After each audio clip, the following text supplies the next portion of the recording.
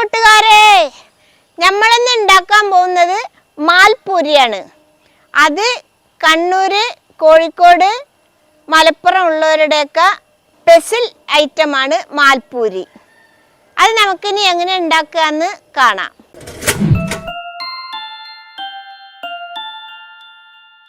ഇതിന് പ്രധാനമായിട്ട് വേണ്ടത് മൈദപ്പൊടിയും പഞ്ചസാരയുമാണ്. നമുക്കിനി ആദ്യം പഞ്ചസാര നമുക്കൊന്ന് അടുപ്പത്ത് വെച്ചൊന്ന് അലിയിച്ചെടുക്കാം. ഇനി നമുക്ക് ചട്ടി വെച്ചിട്ടൊന്ന് കത്തിക്കാം.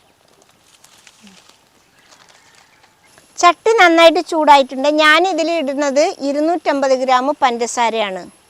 പഞ്ചസാര ഇട്ട് കൊടുക്കുക. 250 പഞ്ചസാരയ്ക്ക് 1/2 ലിറ്റർ വെള്ളം ഒഴിക്കുകയാണ്. ഞങ്ങൾ മധുരം ഇട്ടത് ഒരു മീഡിയം ലെവലിലാണ്. ഇനി മധുരം അധികം വേണ്ടവർക്ക് കൂടുതലിടാം, കുറച്ചുള്ളവർക്ക് ഇനിയും കുറച്ചിട്ടും ഇടാം കേട്ടോ. അപ്പം മധുരം കുറച്ചിട്ടാൽ മധുരം ഇച്ചിരി കമ്മി ഉണ്ടാവും, കൂടുതലിട്ടാൽ നല്ല മധുരം ഉണ്ടാവും. അത് ഓരോരുത്തരുടെ ഇഷ്ടത്തിനനുസരിച്ച് ഇടുക, മധുരം ഇടുക. ഇതൊന്ന് ഇളക്കി കൊടുക്കുക. അപ്പോഴത്തേക്ക് ഒട്ടി പിടിച്ചിരിക്കണം. നമുക്കിനി ഇതിൽ ഒരു 1/2 സ്പൂൺ ഏലക്കപ്പൊടിയും കൂടി ഇട്ട് കൊടുക്കാം. ഇപ്പം ഏലക്കപ്പൊടി ഇല്ലെങ്കിൽ ഏലക്ക ചതച്ചിട്ടിട്ട് കൊടുത്താലും മതി കേട്ടോ. 1/2 സ്പൂൺ ഏലക്കപ്പൊടി കേട്ടോ.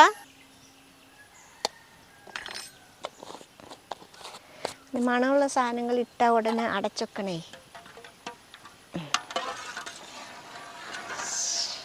ഇനി നന്നായിട്ടൊന്ന് തിളക്കിട്ടിട്ടോ. വറ്റൊന്നും വേണ്ട, നൂൽ പരുവത്തിൽ അങ്ങനെ ഒന്നും വേണ്ട. ഇതൊന്ന് തിളച്ചാൽ മാത്രം മതി. നല്ലപോലെ തിളക്കട്ടെ. ഇതിപ്പോൾ പഞ്ചസാര നല്ലപോലെ അലിഞ്ഞ് തിളച്ചിട്ടുണ്ട് കേട്ടോ. ഇനി നമുക്കിത് ഇറക്കി വെക്കാം, മതി.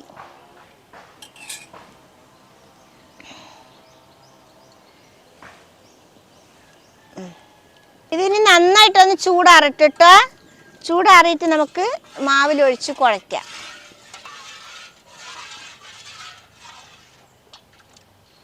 പഞ്ചസാര ഒഴിക്കുമ്പോൾ നമ്മൾ ഏലക്കപ്പൊടി ഇട്ടത് കൊണ്ട് ഏലക്കയുടെ തരി ഉള്ളിലുണ്ടാവും. അതിൻ്റെ തോലിൻ്റെ തരിയാണത്. അത് ഒഴിക്കുമ്പോൾ അത് മാറ്റിക്കോളിയുണ്ട്. ആ തരി അതിൽ ഒഴിക്കണ്ട. പഞ്ചസാര നല്ലപോലെ ചൂടാറിയിട്ടുണ്ട്. ഇനി നമുക്ക് മാവ് ഒന്ന് കലക്കി വെക്കാം. ഞാനിവിടെ എടുത്തിട്ടുള്ളത് 1/2 കിലോ മൈദയാണ്. ഇനി ഈ പാത്രത്തിലേക്ക് കൊട്ടാം. ഇനി ഇതിൽ നമുക്ക് ഒരു 1/4 സ്പൂണ് ഉപ്പിടാം. മധുരം ഒന്ന് ബാലൻസ് കിട്ടാൻ വേണ്ടിയിട്ടാണ് ഉപ്പിടുന്നത് കേട്ടോ. നമുക്കൊരു 1/2 സ്പൂണ് മഞ്ഞൾപ്പൊടിയും കൂടി ഇടാം. 2 ടേബിൾ സ്പൂണ് കരിഞ്ജീരകം കൂടി ഇടാം കേട്ടോ. കരിഞ്ജീരകം ഇട്ടാൽ നമ്മൾ കടയിൽ നിന്നൊക്കെ വാങ്ങി കഴിക്കണ നല്ല ടേസ്റ്റ് ഉണ്ടാവും. നമുക്ക് ഇനി ഒരു 1/2 കപ്പ് തൈര് ഒഴിക്കാം കേട്ടോ. ഇനി ഇതൊക്കെ പാടെ ഒന്ന് മിക്സാക്കാം കേട്ടോ.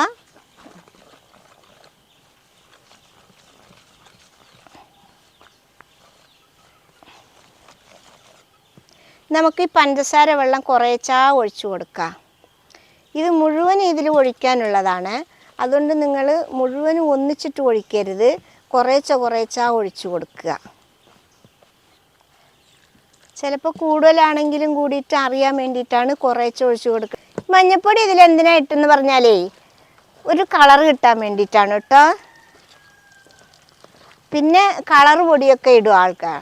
നമുക്ക് കളർ പൊടിയൊന്നും വേണ്ട, മഞ്ഞൾപ്പൊടി മതി.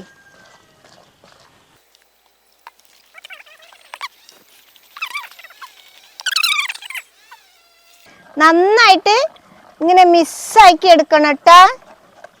ഈ കട്ടയില ഒന്നും പാടില്ല. ഇതിൻ്റെ കട്ടി എങ്ങനെയെന്ന് പറഞ്ഞാലേ ഇത് നമ്മൾ ഇഡ്ഡലി മാവിൻ്റെയും ദോശയുടെയും ഇടയിലാവരുത്. ഇഡ്ഡലി മാവിനേക്കാളും ഒരു ഇച്ചിരി കൂടി കട്ടി കൂട്ടിയിട്ട്. അതെന്താന്ന് പറഞ്ഞാൽ നമ്മൾ ചട്ടിയിൽ ഒഴിക്കുമ്പോൾ വല്ലാതെ പരന്നു പോവാൻ പാടില്ല. കുറച്ച് ഒഴിക്കുമ്പോൾ കുറച്ച് അവിടെ നിന്ന്, നമ്മൾ കോഴിമുട്ടയൊക്കെ ഒഴിക്കുമ്പോൾ അവിടെ നിൽക്കുന്നുണ്ടല്ലോ, അതേപോലെ നിൽക്കണം. അതിനാണ് കട്ടി വല്ലാതെ കുറയ്ക്കാൻ പാടില്ല പറയുന്നത്. എന്നാൽ ഇഡ്ഡലി നമ്മൾ കലക്കുന്നതിനേക്കാളും ഒരു ലേശം അല്പം കൂടുതൽ കട്ടിയിൽ കലക്കുക. ഇതാണ് അതിൻ്റെ കട്ടി, കണ്ടില്ലേ? ഇതിപ്പോൾ തുള്ളി തുള്ളിയായിട്ടാണ് വീഴുന്നത്. ഇച്ചിരി കൂടി വെള്ളം വെക്കുകയാണെങ്കിൽ നേരെ ഇങ്ങനെ വീണുകൊണ്ടിരിക്കും. അത് പാടില്ല, അങ്ങനെ വീഴാൻ പാടുള്ളൂ. ഇതിപ്പോൾ നമുക്ക് കറക്റ്റ് അളവിന് കിട്ടിയിട്ടുണ്ട് കേട്ടോ. ഞാനിവിടെ എടുത്തിട്ടുള്ള പഞ്ചസാര പാനി കറക്റ്റാണ് കേട്ടോ. അതിൽ ഞാൻ കുറച്ചിട്ടുമില്ല വെള്ളം കൂട്ടിയിട്ടുമില്ല, ഒക്കെ അതിൽ ഒഴിച്ചിക്കണ്. എന്നാലും കൂടിയിട്ട് ഒക്കെ ഒഴിക്കരുത് പറയണത്, കുറേച്ചാ ഒഴിക്കണം പറയണത്. എന്തുകൊണ്ടെന്ന് പറഞ്ഞാൽ നമ്മൾ ഒഴിച്ച് വരുമ്പോൾ ചിലപ്പോൾ കൂടാൻ സാധ്യത ഉണ്ട്. അതുകൊണ്ടാണ്. കുറയുകയാണെങ്കിൽ നമുക്ക് ഇച്ചിരി വെള്ളം ഒഴിച്ചു കൊടുക്കാം, കൂടുകയാണെങ്കിൽ ഒന്നും ചെയ്യാൻ പറ്റില്ല. അതെന്തുകൊണ്ടാ വെച്ചാൽ പല സ്ഥലങ്ങളിലും പല ക്വാളിറ്റിയിലുള്ള മൈദപ്പൊടിയാണ് കിട്ടുന്നത്. ചിലയിടത്തിൽ തോനെ വെള്ളം കലക്കണം, ചിലതിൽ കുറച്ച് കലക്കിയാൽ മതി. അതുകൊണ്ടാണ് പറഞ്ഞത് കേട്ടോ. ഇനി നമുക്കിത് അരമണിക്കൂർ മൂടിയിട്ട് മാറ്റി വെക്കാം. ഇച്ചിരി വെള്ളം എടുത്തതാ.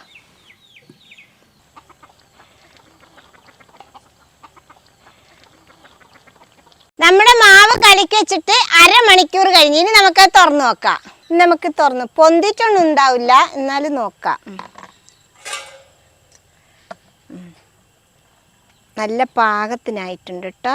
കണ്ടില്ലേ ആ മഞ്ഞ കളറും ഇടയ്ക്ക് ഒരു കറുപ്പ് കളറും പാടെ കാണാൻ തന്നെ നല്ല ചേലുണ്ട്. ഇനി നമുക്കിത് അടുപ്പ് കത്തിച്ചിട്ട് ഉണ്ടാക്കാം. നമുക്കിനി ഇത് പൊരിച്ചെടുക്കാം. ഇത് പൊരിക്കാൻ വേണ്ടത് അടി പരന്ന കുറച്ച് കുഴിയുള്ള ഒരു ചട്ടിയാണ് വേണ്ടത്. ഞാൻ ഈ ദോശ ചട്ടിയാണ് എടുത്തിട്ടുള്ളത്. കണ്ടില്ലേ, അടി പരന്നിട്ട് കുഴിയുള്ള ചട്ടി. പിന്നെ ഏതിൽ വേണമെങ്കിലും വെക്കട്ടോ. ഇത് വെച്ചിട്ട് കത്തിക്കാം. ഇനി ചട്ടി ഒന്ന് നല്ല ചൂടാവട്ടെ ട്ടോ. ചട്ടി നന്നായിട്ട് ചൂടായിട്ടുണ്ട് കേട്ടോ. നമുക്കിനി കുറച്ച് ഓയിൽ ഒഴിച്ചു കൊടുക്കാം. ഇത് ഉണ്ടാക്കാൻ ഓയിലാണ് നല്ലത് കേട്ടോ. വെളിച്ചെണ്ണയേക്കാളും നല്ലത് ഓയിലാണ്. ചട്ടി ചെരിഞ്ഞിക്കണ അങ്ങോട്ട് ചെരിഞ്ഞിക്കണ കണ്ടാ.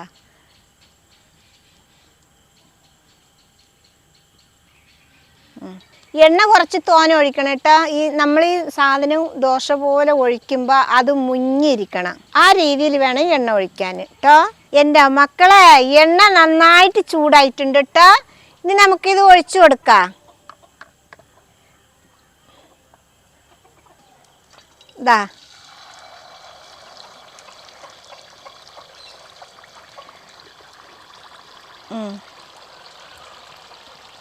ഇതിൽ ഒരു തവി ഒഴിച്ചാൽ മതിയാവും കേട്ടോ.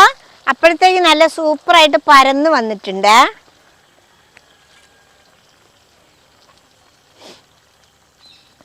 നമ്മൾ ആ എണ്ണയിൽ ഒഴിക്കുമ്പോൾ ഇതിങ്ങനെ പരന്ന് വരും. ആ കട്ടിക്കാണ് നമ്മൾ മാവ് റെഡിയാക്കേണ്ടത് കേട്ടോ മക്കളെ. നമുക്കൊന്ന് പതുക്കെ ഒന്ന് മറിച്ചിട്ട് കൊടുക്കാം. ഇത് ഇരുമ്പ് ചട്ടിയായ കാരണം ഒന്ന് അടിയിൽ ഇങ്ങനെ കടിച്ച് വെക്കുന്നുണ്ട്. നോൺ സ്റ്റിക്കറിൻ്റെ പാത്രമാകുമ്പോൾ അങ്ങനെ കടിക്കില്ല.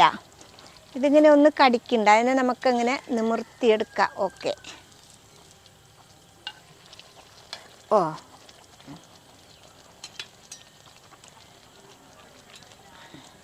ഇത് ചീനി ചട്ടിയിൽ വെച്ച് ഉണ്ടാക്കട്ടോ.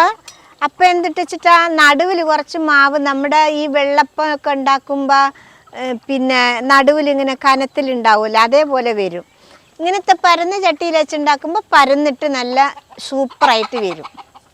ഇനി നമുക്കിത് എടുക്കട്ടോ. ഇനി നമുക്ക് എല്ലാതും ഇതേപോലെ ഉണ്ടാക്കാം.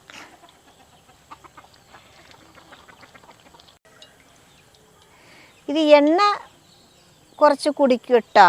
ഇതുണ്ടാക്കിയിട്ട് എന്തെങ്കിലും പേപ്പറുകളിൽ വെച്ചാൽ മതി. അപ്പോൾ എണ്ണ അങ്ങനെ വറ്റിപ്പോയിക്കോളും.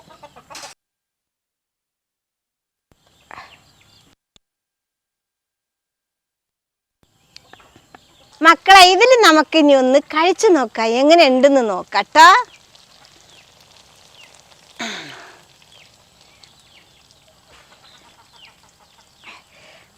റബ്ബർ പോലെ ആയിരിക്കണത് കണ്ടോ. ഈ പലഹാരം ഇങ്ങനെയാണ് ഉണ്ടാവുക. കഴിച്ചു നോക്കുകയാണേ.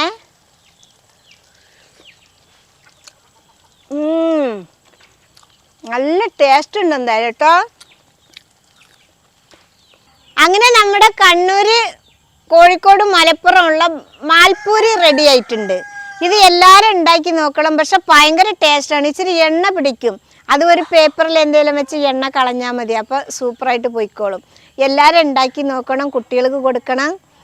ഇഷ്ടപ്പെട്ടാൽ സബ്സ്ക്രൈബ് ചെയ്യണം, ലൈക്ക് ചെയ്യണം, കമൻറ്റ് ചെയ്യണം, ഷെയർ ചെയ്യണം.